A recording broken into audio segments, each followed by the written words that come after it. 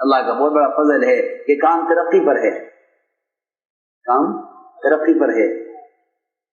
جب شیطان یہ دیکھتا ہے کہ کوئی کام ترقی پر ہے تو شیطانی کوشش یہ ہوتی ہے کہ ان کی ترقی کو روکنے کے لیے ان کی اجتماعیت کو توڑو۔ سنو، کیونکہ اس دعوت کے کام سے دو چیزیں پیدا ہو رہی ہیں اللہ کے فضل سے۔ ایک تو امت میں فرائض کا اہتمام ہو رہا ہے، فرائض کا اہتمام، ایک فرائض کا اہتمام ہے، اور دوسری بات یہ ہے کہ امت اپنے مرکزی مقام سے جڑی ہوئی ہے۔ یہ دوسروں بات دھیان سے، منافقین کو یہ دو چیزیں برداشت نہیں ہے کہ ایک ان میں اجتماعیت اور اطاعت، اور ایک ان میں اللہ کے فرائض کی ادائیگی، اہمیت۔ منافقین سے یہ چیز برداشت نہیں ہے، کیونکہ ان کی کوشش یہ تھی نا، میں نے بھی عرض کیا کہ نبی کے پاس رہنے والوں پر خرچ نہ کرو، ایک، اور دوسرے کہ ان کو ان کے بڑوں سے بدظن کرو۔ یہ منافق کا سب سے بڑا حربہ ہے، ان کو ان کے بڑوں سے بدظن کرو، جی ہاں، جھوٹی خبر اڑا کر یہ خبر ہے، یہ خبر، یہ خبر، جی ہاں، تاکہ اپنے بڑوں سے بدظن ہو جائیں تو ان کے بڑوں کے درمیان جی ہاں تعلقات ختم ہوں، فاصلے بڑھیں۔ جی ہاں، یہ مقصد ہے منافقین کا۔ یہ آج کے زمانے کی بات نہیں ہے، یہ ابتدا سے یہ بات ہے، ابتدا سے۔ میں قصہ سناتا ہوں، اس سے بات سمجھ آ جائے گی۔ وہ واقعہ ایسا ہے صحابی کا، اور منافق کی ایسی کوشش ہے کہ اس وقت کا حال سمجھ میں آ جائے گا۔ اس وقت کا حال، حضور اکرم صلی اللہ علیہ وسلم نے ولید بن عقبہ ان کو بھیجا، اکیلے صحابی، کہ جاؤ اور بنو مستلق جو سب سے بڑا قبیلہ تھا، اس پورے قبیلے سے زکوٰۃ وصول کر کے لاؤ۔ بنو مستلق سے زکوٰۃ وصول، ولید بن عقبہ کو بھیجا، جاؤ۔ ایک اکیلے صحابی پورے قبیلے سے زکوٰۃ وصول کر کے لے آؤ، اتنا مال پورے قبیلے سے زکوٰۃ وصول کرنے کے لیے ایک آدمی چلے۔ وہ جب ان کو معلوم ہوا کہ اللہ کے رسول صلی اللہ علیہ وسلم کا قاصد آ رہا ہے زکوٰۃ وصول کرنے کے لیے ہمارے قبیلے سے، تو پورا قبیلہ ان صحابی کے استقبال کے لیے اپنی بستی سے باہر نکل آیا، استقبال کے لیے۔ کتنا شوق ہوگا کہ زکوٰۃ دینے والے کا اکرام کر رہے ہیں اور زکوٰۃ خوشی سے دینے کے لیے تیار ہے۔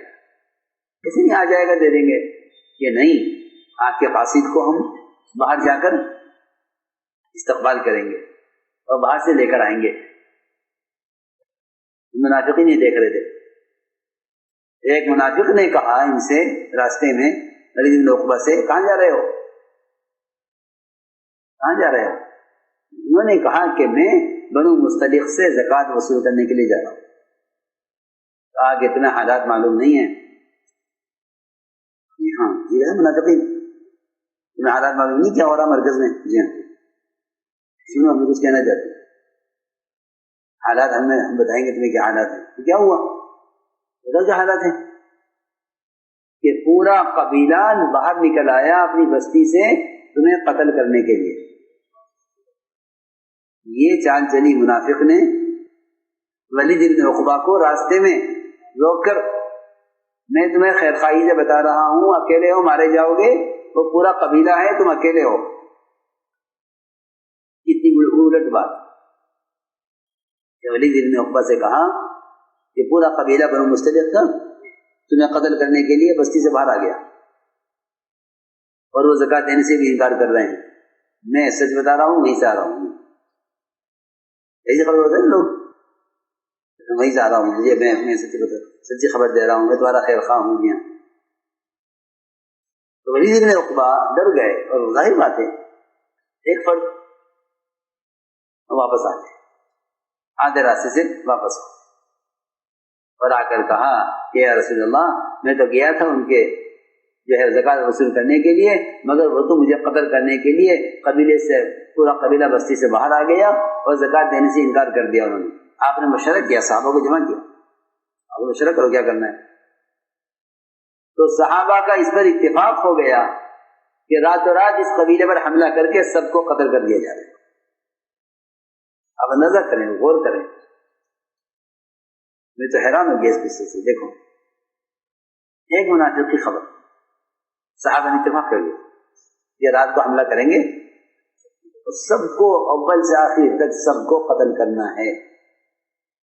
دو وجہ سے، ایک تو وہ صحابی کو قتل کرنا چاہتے تھے اور دوسرے زکات سے انکار کر رہے تھے، زکات نہیں دیں گے۔ تو اللہ کا شکر ہے کہ وحی کا سلسلہ تھا، فوراً وحی آ گئی، اے تمام ایمان والوں سب سن لو، یہ سب کو خطاب ہے، سب کو، یا ایھا الذین آمنوا، کہ تمام ایمان والوں سن لو، اگر تمہارے پاس کوئی فاسق کوئی خبر لے کر آئے تو تمہیں چاہیے تحقیق کر لینا، ایسا نہ ہو کہ تم کوئی قدم اٹھا لو اور پھر تم ایسی ندامت میں پڑو کہ جس کی کوئی تلافی نہ ہو، تم ایسا قدم اٹھا لو کہ جس کی کوئی تلافی نہ ہو۔ جی نادم اسے کہتے ہیں جس کے پاس کوئی تلافی نہ ہو، جی ہاں وہ ہوتا ہے نادم اسے۔ نادم وہ ہوتا ہے جس کے پاس کوئی تلافی کا راستہ نہیں۔ اگر تم قتل کر بیٹھتی پورے قبیلے کو کوئی تلافی نہیں تھی اس کی۔ ایک منافق کی خبر پر یہ اللہ نے قرآن نازل کیا، تو نفاق کھلا منافق کا، تحقیق کوئی اس نے کہا یعنی فلاں نے کہا، قبیلہ تو استقبال کے لیے آ رہا، زکات خوشی دینے کے لیے، اور خبر یہ پھیل گئی کہ قدر کرنے کے لیے آ رہے ہیں، زکات روک رہے ہیں۔ تو غور کرو کہ جب دو نبوت نہیں ہو سکتا، آج کے زمانے میں کیا نہیں ہو سکتا، اس لیے کہتے ہیں کہ اپنے آپ کو کام میں یکسو رکھو، ہے نا، فرصت ہی نہیں ہے گشت سے، ملاقاتوں سے، انفرادی دعوت سے، عبادت سے، اپنی ضروریات سے فرصت ہی نہیں ہے کسی کی بات کو سننے کی، کسی بات پڑھنے کی۔ جی ہاں، کام معروف ہے، کام معلوم ہے، ایسے تو نہیں کام کل شروع ہوا ہے، جی سب کو معلوم ہے کام کیا ہے۔ یہ اپنے آپ کو کام میں یکسو کر لو، یکسوئی سے کام میں لگو اور لوگوں کو کام میں لگاؤ، یہ بھی ہے، لوگوں کو کام میں لگاؤ۔ جی ہاں، یہ لوگوں کو کام میں لگاؤ، ساتھیوں کو مشغول رکھو، ساتھیوں کو کام میں مشغول رکھو۔ جی ہاں، کہ تقاضے کام کے اتنے ہیں کہ انہیں کھانے پینے کا بھی وقت نہ ملے، اتنے کام کے تقاضے۔ اس لیے میں نے عرض کیا کہ یہ ہے اپنے اندر پیدا کرنے والی چیزیں، کہ ہمیں تواضع ہو، ہم نے ایک دوسرے کا ساتھ دینا ہو، ایک دوسرے کا تعاون کرنا ہو، ایک دوسرے سے درگزر کرنا ہو۔ جی ہاں، اور ساتھیوں سے رائے لیا کرو، اپنے مشورے کو وسعت دو، مشورے کو وسعت دو۔ جی ہاں، ذمہ داروں کو چاہیے کہ اپنے برابر کے ساتھیوں کو اور پرانوں کو بھی موقع دیں کہ بھئی ہاں بھائی آج ذمہ دار تم ہو، آج تم فیصلہ کرو، آج تم فیصلہ کرو، ساتھیوں کو موقع دو، اس سے بوجھ پڑتا ہے کام کا، بوجھ پڑتا ہے۔ جی ہاں، اور کہ یہ عہدہ نہیں ہے، یہ تو کام تو کوئی نہیں کر سکتا، یہ کوئی عہدہ نہیں ہے، یہی عہدے پر ہیں، عہدہ ہوگا تو لوگ سیدھی کوشش کریں گے۔ جی ہاں، سینو عہدے کو چھینا جاتا ہے۔ جی ہاں، یہ عہدہ نہیں ہے، ذمہ داری ہے، ذمہ داری کوئی نہیں دے گا۔ جی ہاں، عہدہ ہوگا تو لوگ مانگیں گے، عہدہ ہوگا تو لوگ مانگیں گے، کیونکہ عہدہ میٹھا ہوتا ہے اور ذمہ داری کڑوی ہوتی ہے۔ عہدہ میٹھا نہیں ہے، ذمہ داری کڑوی ہوتی ہے۔ اس لیے اپنے آپ کو ہمیں ان اصولوں کا پابند بنانا ہے۔